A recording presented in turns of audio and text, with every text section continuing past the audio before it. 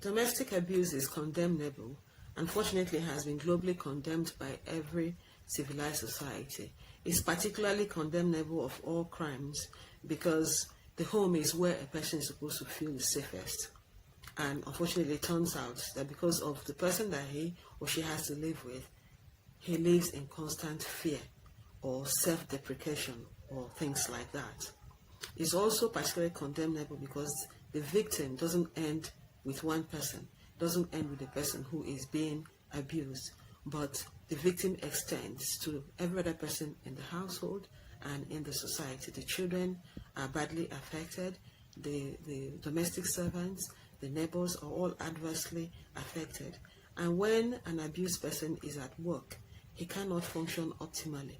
And so, such a person is unable to provide optimal services to the people, to the public that he's supposed to serve. So you see that everyone who is living around or who has to interact with the abused person is also a victim of domestic abuse.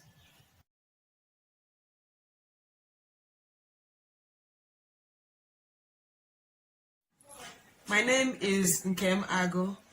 I'm a lawyer of 27 years now. I'm an advocate for the protection of the rights of women and young people.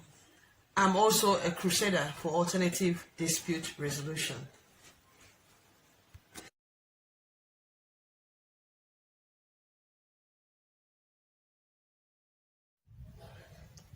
The United Nations has defined domestic violence to include any pattern of behavior used to gain or maintain control or power over a person in an intimate relationship.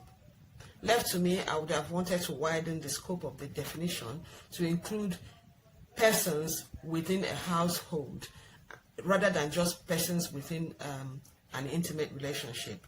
But technically, what the United Nations has said, and which most of the laws, agree with, is that it's for domestic violence covers violence against persons in intimate relationships.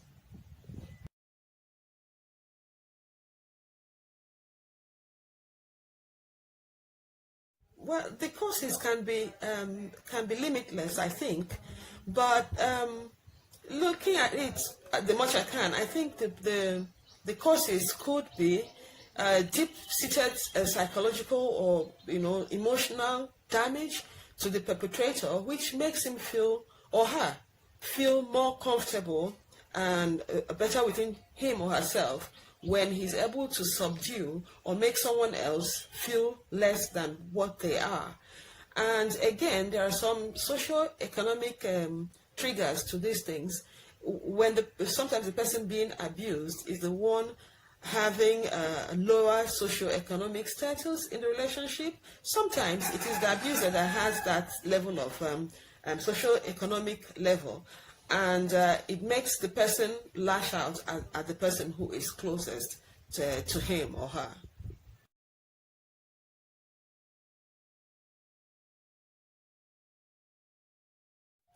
Generally, there are different types of abuses that are recognized. There is the physical abuse, which a lot of people are, conversant with.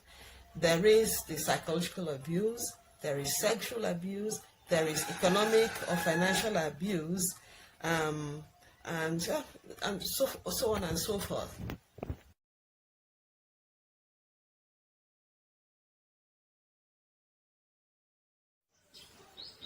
Basically, there are no laws in Nigeria specific to domestic abuse, but there are other laws under which one could be protected or prosecuted in cases of domestic abuse. There's a criminal code. There are several sections on the criminal code that cover different types of violence, assaults, battery, and so on and so forth. Then there is this lovely new law that was promulgated, I think it was in 2015 that law came into force in Nigeria, and it's called the VAP. It's called the Violence Against Persons Prohibition Act of 2015. Under this law, a lot of aspects of the aspects of domestic violence are covered.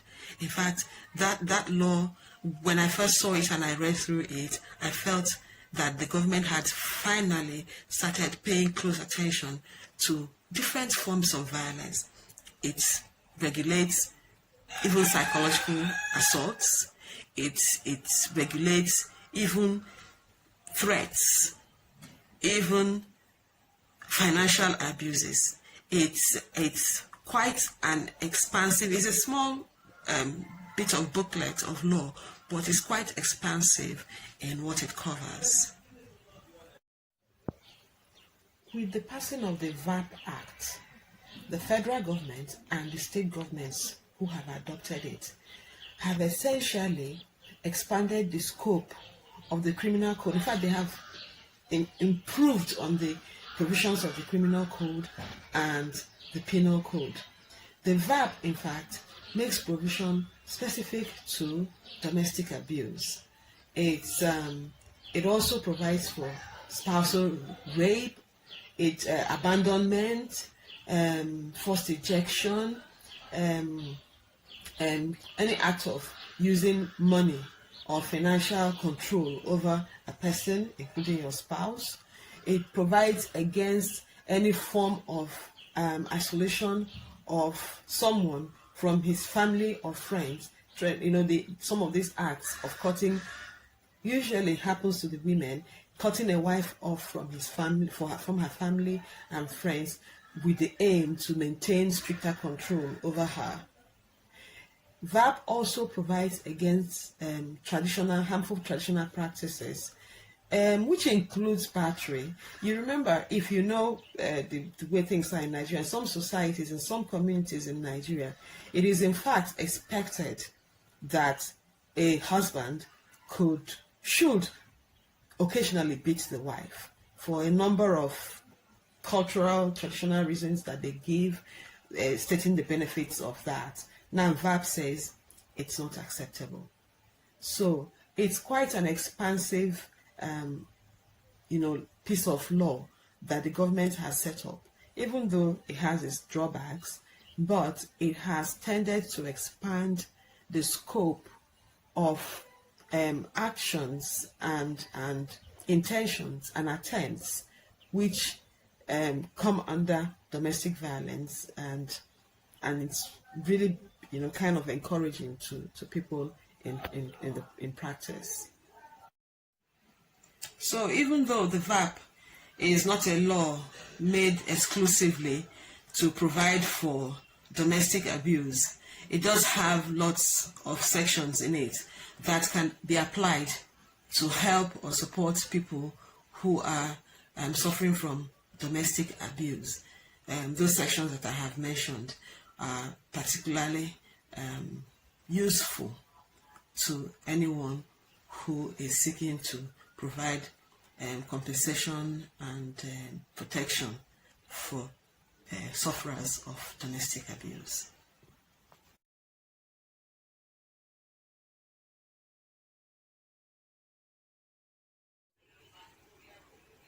It will indeed appear that domestic violence is gender selective or gender specific. It will appear also that it's women who suffer from domestic violence.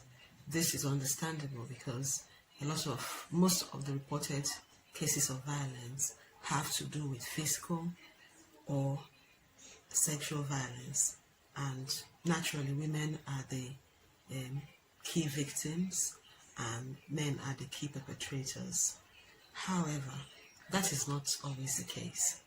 Men also suffer domestic violence.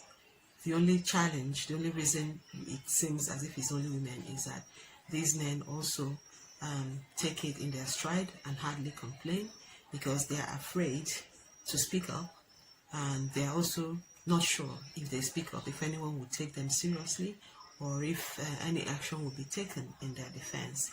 So they generally tend to suffer psychological abuse, emotional abuse, verbal abuse, and they do so silently, and because they're not sure that help will come their way. If they did call out for help, they decide to go through it and find a way out of it themselves.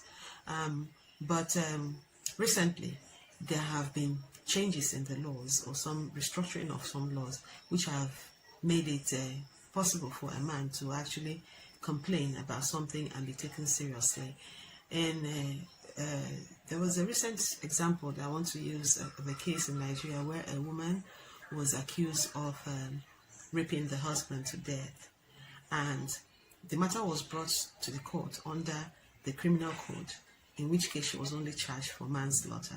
Meanwhile, there are sections in the VAP which have provided, beyond what is contained in the criminal code, the ingredients for rape, to include not only vaginal penetration but also oral and anal penetration and other forms of activities that could qualify as rape, in which case a man can now bring an action against a woman or anybody else for rape. So had this lady been brought to court under the VAP, she could have been charged successfully, not only for manslaughter but also for rape. Truly, domestic abuse, domestic violence is not gender selective, it's not gender specific. A man can be an abuser, he can also be a victim. A woman can be an abuser and can also be a victim. It has nothing to do with gender, it has nothing to do with weakness, it has nothing to do with being able to do something and not doing anything about it. It's not a choice. It's just there's so many psychological matters that come all together to make a person susceptible and indeed successfully a victim of domestic violence. So domestic violence is not gender specific, it's not gender selective, it's an all-round thing, and anyone can be